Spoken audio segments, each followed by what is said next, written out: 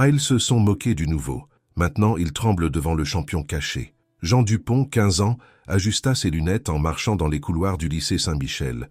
Il semblait presque invisible à ses camarades, et cela lui convenait. C'était sa deuxième semaine dans ce nouveau lycée depuis que sa famille avait déménagé en ville, et jusqu'à présent, il avait réussi à passer inaperçu. Avec son mètre 65, sa constitution mince et ses épaules légèrement voûtées, Jean ne se faisait pas remarquer. Ses yeux, toujours fixés sur le sol en marchant, reflétaient une timidité qu'il avait cultivée avec soin depuis son arrivée. Ce que personne au lycée Saint-Michel ne savait, et Jean préférait qu'il en soit ainsi, c'est que dans sa ville natale, il avait été champion régional de judo pendant 3 années consécutives. Son grand-père, un maître respecté des arts martiaux, l'avait entraîné depuis l'âge de 6 ans. Malgré son apparence fragile, Jean pouvait terrasser des adversaires qui le dépassèrent de la tête avec la précision technique qui ne vient que d'années de discipline rigoureuse. La sonnerie retentit marquant la fin des cours. Jean ramassa ses livres et se dirigea vers la sortie, gardant son profil bas habituel. Mais en tournant au coin du couloir principal, il heurta accidentellement Pierre Martin, un élève de terminale connu dans tout le lycée sous le nom de « le requin ». Ce surnom ne venait pas seulement de sa passion pour la natation, mais de la façon dont il chassait les élèves les plus faibles. « Hé, toi, t'es aveugle ou quoi ?» rugit Pierre. Avec ses presque 2 mètres, sa constitution athlétique et sa veste de l'équipe de natation, il imposait le respect par sa seule présence. « Je suis désolé », murmura Jean, se baissant pour ramasser ses livres éparpillés. Pierre sourit malicieusement, regardant ses 2 amis inséparables. Marc, un garçon robuste avec une expression permanente de mépris, et David, plus petit, mais avec un regard calculateur qui faisait que les élèves de première année traversèrent de l'autre côté du couloir quand ils le voyaient venir. « Qu'est-ce qu'on a là ?» La nouvelle souris de bibliothèque. Pierre donna un coup de pied dans l'un des livres de Jean juste au moment où il allait le ramasser. Les élèves qui passaient ralentirent pour observer, mais personne ne s'arrêta. Madame Dubois, qui rangeait des papiers à l'entrée de sa salle de classe, jeta un bref coup d'œil à la scène avant de retourner à sa tâche, ignorant l'incident. « Je veux juste rentrer chez moi, » dit Jean, gardant une voix calme tout en ramassant le dernier livre. « Eh bien, je crois que tu devrais d'abord apprendre à marcher, 4 yeux. » Marc se joignit, lui arrachant ses lunettes. « Tu vois combien de doigts là ?» Les 3 harceleurs rirent, tandis que Jean plissait les yeux, essayant de se concentrer sans ses lunettes. Il pouvait sentir le sang battre dans ses tempes. Une partie de lui voulait leur montrer exactement ce qu'il était capable de faire. Mais la voix de son grand-père résonnait dans sa tête. Le vrai pouvoir est de savoir quand ne pas l'utiliser. « S'il vous plaît, rendez-moi mes lunettes » demanda Jean, tendant la main. « Tu les veux? Viens les chercher » dit Pierre, prenant les lunettes des mains de Marc et les lançant au bout du couloir. Jean prit une profonde inspiration, ramassa son sac à dos et marcha vers l'endroit où ses lunettes étaient tombées, ignorant les grilles derrière lui. Il les ramassa avec soin, vérifiant qu'elles n'étaient pas endommagées, et continua son chemin vers la maison. « Patience, » se dit-il, « ça n'en vaut pas la peine. » Au cours des semaines suivantes, la vie de Jean au lycée Saint-Michel devint un état d'alerte constant. Pierre et ses amis avaient trouvé en lui une cible parfaite pour leurs humiliations quotidiennes. À la cantine, il renversait accidentellement des boissons sur ses livres. En éducation physique, ils faisait des commentaires sur sa constitution, mince l'appelant allumette ou squelette. Dans les couloirs, il le poussait contre les casiers ou lui faisait des croche-pieds quand il passait. Jean avait appris à emporter des vêtements de rechange pour se changer après les accidents à la cantine.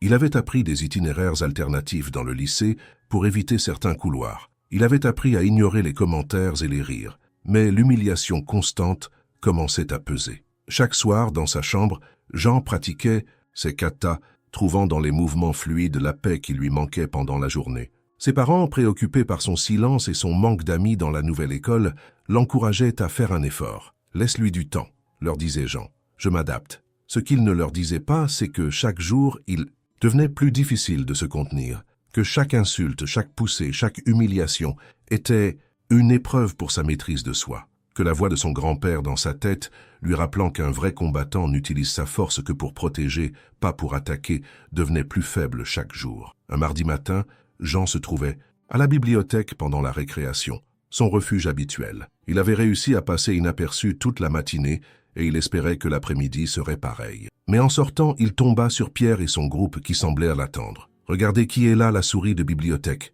sourit Pierre, lui bloquant le passage. Tu sais quel jour on est aujourd'hui, petite souris? Jean secoua la tête, sentant son pouls s'accélérer. C'est le jour de la natation. Et tu vas venir avec nous au gymnase. Avant qu'il ne puisse réagir, Marc et David l'attrapèrent chacun par un bras. Jean aurait pu se libérer facilement en utilisant les techniques qu'il connaissait si bien, mais il se laissa faire, conscient des conséquences de montrer sa vraie force à ce moment-là. Le gymnase était presque vide, à l'exception de quelques élèves qui pratiquaient le basket-ball sur le terrain.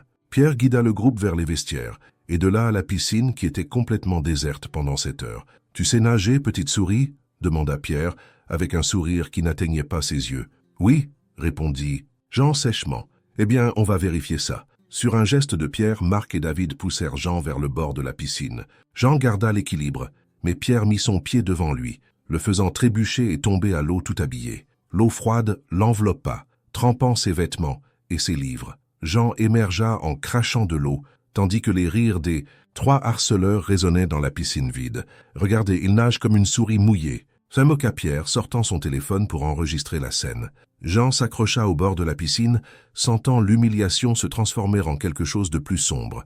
Il n'écoutait plus la voix de son grand-père. Il sentait seulement le froid de l'eau et la chaleur de la colère grandir en lui. « Ce n'est pas fini », murmura-t-il en sortant de la piscine.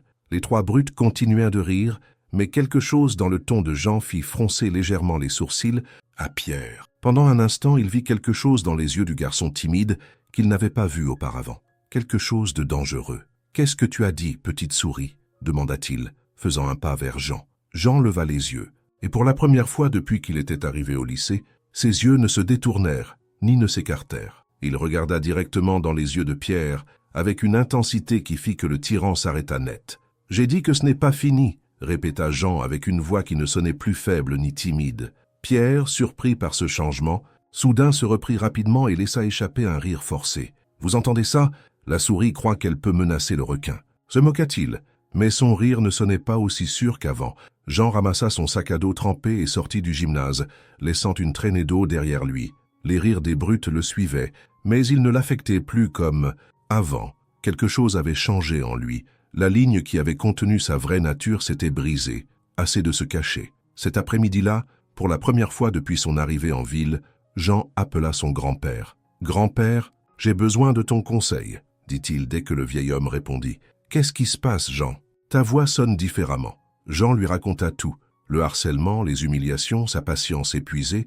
Il lui raconta l'histoire de la piscine et la décision qu'il avait prise. Il y eut un long silence à l'autre bout du fil avant que son grand-père ne réponde. « Jean, je t'ai appris que la force est faite pour protéger, pas pour attaquer. Mais je t'ai aussi appris que le respect est fondamental. Si tu as épuisé tous les chemins pacifiques, si tu as essayé d'éviter le conflit et que cela n'a pas fonctionné, alors peut-être qu'il est temps de montrer qui tu es vraiment. Tu n'es pas déçu, de te défendre, jamais. Souviens-toi seulement, même dans la victoire, garde ton honneur. Ne deviens pas ce contre quoi tu te bats. » Après avoir raccroché, Jean se dirigea vers sa chambre et ouvrit l'armoire. Au fond, dans une boîte qu'il n'avait pas ouverte depuis le déménagement, se trouvait son judogi, soigneusement plié, avec la ceinture noire dessus. Il le sortit et l'étendit sur le lit, l'observant pendant un long moment. Puis il commença à s'entraîner, repassant chaque mouvement, chaque technique, chaque position. Son corps se souvenait de ce que son esprit avait essayé d'oublier. Il était un combattant, et il était temps que le lycée Saint-Michel le sache. Le lendemain, Jean arriva au lycée avec une posture différente. Il ne marchait plus en regardant le sol, mais avec le dos droit et le regard droit devant lui. Il portait les mêmes lunettes, les mêmes vêtements simples, mais il y avait quelque chose de différent à lui qui ne passa pas inaperçu. Sophie Lambert, une fille de sa classe avec qui il avait à peine parlé, le regarda avec curiosité quand il s'assit à côté d'elle en cours de mathématiques. « Ça va ?» demanda-t-elle. « Tu as l'air différent. » Jean sourit légèrement, un geste qu'il montrait rarement au lycée. « Je n'ai jamais été aussi bien. » Pendant la récréation, au lieu de se cacher à la bibliothèque, Jean se dirigea vers la cantine. Il savait que c'était le territoire de Pierre et de son groupe, mais c'était précisément ce qu'il recherchait. Il s'assit à une table vide, sortit un livre et commença à lire tranquillement, attendant. Il n'eut pas à attendre longtemps. Pierre et ses amis entrèrent dans la cantine, et leurs yeux s'illuminèrent en voyant Jean assis seul. « Regardez qui est sec !» s'exclama Pierre, s'approchant de la table de Jean. « Tu as appris à nager, petite souris ?» Jean ferma son livre lentement et regarda Pierre. « Tu sais, Pierre, J'ai réfléchi. Si tu aimes tellement l'eau, peut-être devrais-tu la goûter toi aussi. Un silence tomba sur la table. Pierre cligna des yeux, surpris par la réponse. Tu me menaces? Ça, demanda-t-il se penchant vers Jean avec les poings serrés. Non, répondit Jean calmement. Je te dis juste que tout ce que tu donnes finit par te revenir. Pierre laissa échapper un rire et regarda ses amis. Vous entendez ce loser? Je crois que l'eau lui a affecté le cerveau. Il se tourna vers Jean et lui arracha le livre des mains. Voyons ce que lit la petite souris. Mais avant qu'il ne puisse ouvrir le livre, la main de Jean se referma sur le poignet de Pierre. Ce fut un mouvement si rapide que personne ne le vit venir. La pression était ferme, précise, appliquée exactement au point où elle causait le maximum d'inconfort sans être douloureuse. « Rends-moi mon livre, s'il te plaît », dit Jean sans élever la voix. Pierre essaya de libérer sa main, mais l'emprise de Jean était comme un étau. Pour la première fois, une étincelle de peur apparut dans ses yeux. « Qu'est-ce que tu... mon livre ?» répéta Jean. La cantine entière était silencieuse maintenant, tous les yeux fixés sur la scène.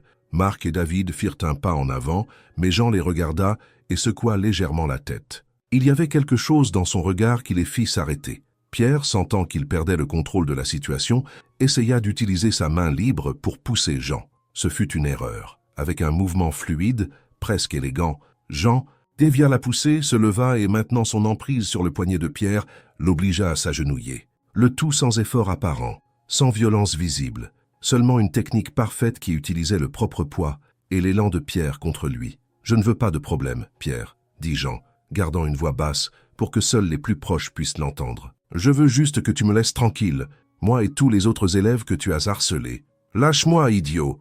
rugit Pierre, essayant de se libérer sans succès. Jean appliqua un peu plus de pression, faisant haleter Pierre de douleur. « Ce n'est pas moi qui suis à genoux, Pierre, réfléchis bien. » Avec un mouvement final, Jean libéra le poignet de Pierre et ramassa son livre. Le tyran se releva rapidement, se frottant le poignet et regardant Jean avec un mélange de rage et de décontenance. « Ce n'est pas fini !»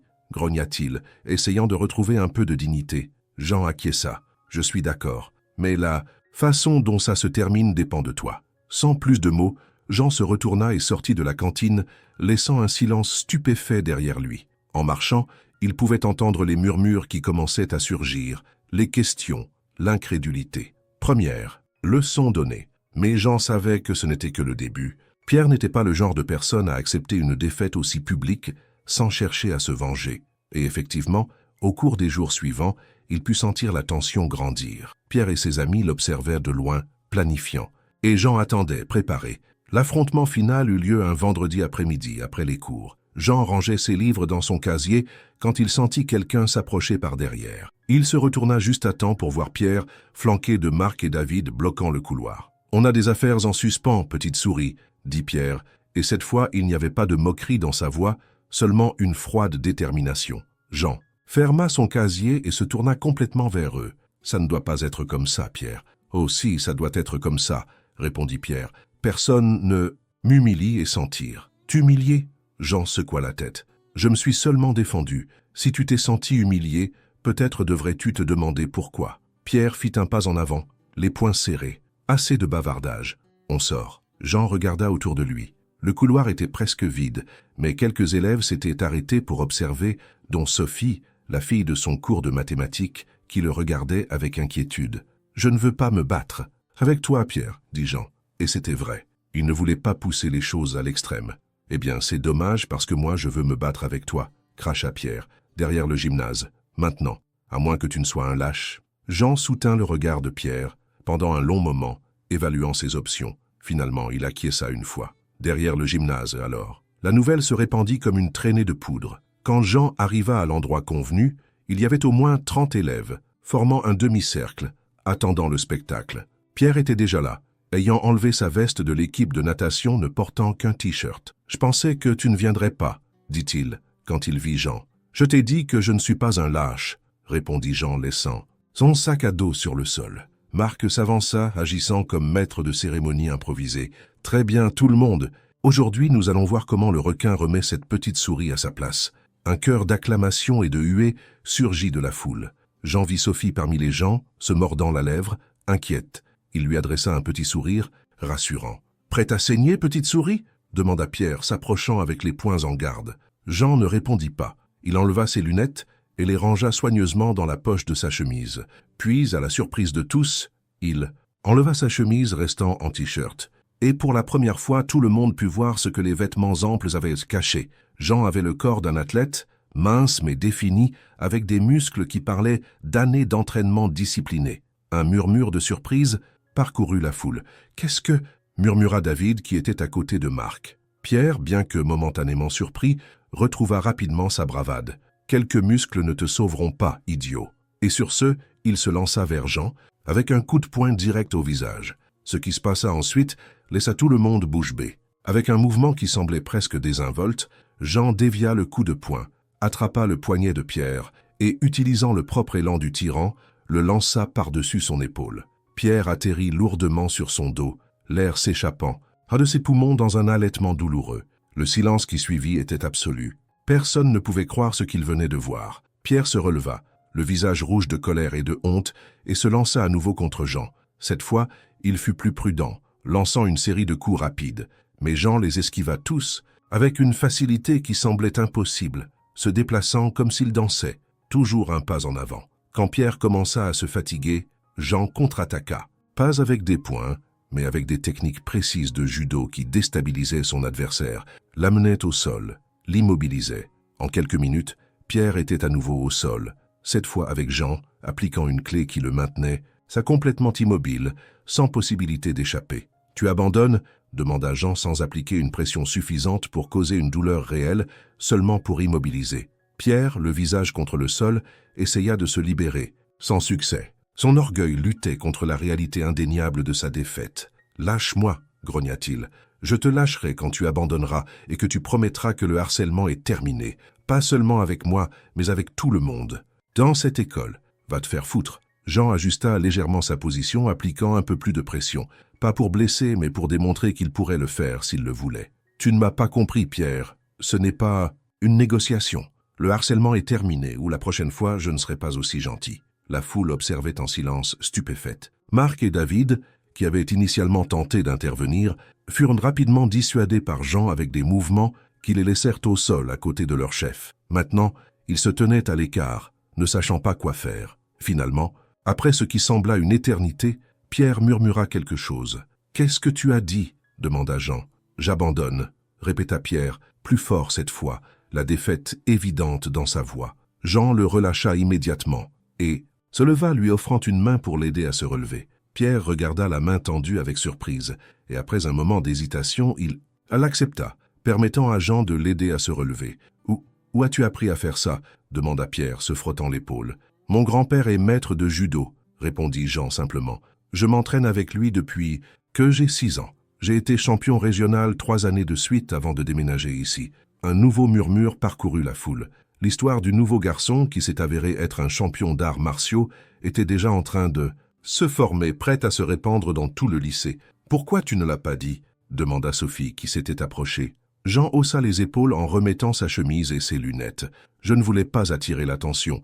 Je voulais juste m'intégrer, être comme les autres. »« Eh bien, tu as échoué spectaculairement, » dit-elle avec un petit sourire. « Maintenant, tu seras une légende. » Jean se tourna vers Pierre, qui était toujours là, debout, inhabituellement silencieux. « On est quitte ?» demanda-t-il. Pierre le regarda pendant un long moment, puis étonnamment acquiesça. « On est quitte ?» dit-il, et bien qu'il n'y ait pas d'amitié dans sa voix, il n'y avait pas non plus d'hostilité, plus de harcèlement. « Tu as ma parole, c'est tout ce que je demande. » La foule commença à se disperser, beaucoup s'approchant de Jean pour le féliciter ou lui poser des questions sur son entraînement. Marc et David emmenèrent Pierre, qui semblait perdu dans ses pensées. Ramassant son sac à dos, Jean vit le professeur Martin observer de loin. Pendant un moment, il craignit d'avoir des ennuis, mais le professeur acquiesça simplement dans sa direction, un geste que Jean interpréta comme une approbation silencieuse avant de s'éloigner. Les semaines suivantes apportèrent des changements significatifs au lycée Saint-Michel. L'histoire de la bagarre s'était répandue comme une traînée de poudre, grandissant à chaque récit jusqu'à atteindre des proportions presque mythiques. Soudain, Jean n'était plus invisible. Les élèves le saluaient dans les couloirs, lui demandèrent des conseils sur la défense personnelle, l'invitaient à s'asseoir avec eux à la cantine. Pierre et son groupe gardèrent leur distance, mais le harcèlement avait cessé complètement, non seulement avec Jean mais avec tous les élèves. Le changement était si notable que même les professeurs en parlaient dans la salle des professeurs. Un jour, alors que Jean rangeait ses livres dans son casier, Pierre s'approcha seul. « Hé !» dit-il, mal à l'aise. « Je voulais juste, tu sais, m'excuser. Pour tout. » Jean le regarda surpris. Des excuses étaient la dernière chose à laquelle il s'attendait. « C'est oublié, » répondit-il après un moment. Pierre acquiesça, toujours mal à l'aise. « Mon entraîneur de natation dit que ce serait bien d'apprendre un peu de discipline. En dehors de la piscine. Je me demandais si tu pourrais me recommander un bon endroit pour apprendre le judo. » Jean sourit. « Mon grand-père vient me rendre visite ce week-end. Il pense à ouvrir un dojo ici. Je peux te le présenter si tu veux. » Pierre parut sincèrement surpris par l'offre. « Tu ferais ça ? Après la façon dont je t'ai traité. Le judo, ce n'est pas seulement des techniques de combat, expliqua Jean. C'est le respect, la discipline, le contrôle. Je crois que nous pourrions tous en avoir un peu plus. » Après un moment, Pierre acquiesça. « J'aimerais ça, dit-il. » Et pour la première fois, il tendit sa main à Jean dans un geste de respect. Jean la serra, sentant qu'un cercle se fermait. D'une certaine manière, il avait trouvé sa place au lycée Saint-Michel, non pas en se cachant, mais en étant qui il était vraiment. Cet après-midi-là, en rentrant chez lui avec Sophie, qui était devenue son amie la plus proche, elle lui demanda « Ça ne te dérange pas que les gens ne te respectent maintenant que parce qu'ils savent que tu peux terrasser n'importe qui ?» Jean y réfléchit un moment avant de répondre. « Ce n'est pas seulement pour ça, dit-il finalement. C'est parce que j'ai finalement arrêté de me cacher. Si vous avez aimé cette histoire, veuillez vous abonner à la chaîne. Votre abonnement est très important pour moi et m'aide beaucoup à continuer à apporter des histoires comme celle-ci. Alors, s'il vous plaît, abonnez-vous pour me soutenir et laissez un commentaire avec votre opinion sur cette histoire. Et ce n'est pas encore fini. Il y a une autre histoire percutante comme celle-ci qui passe sur votre écran maintenant. Cliquez dessus. Je vous attends.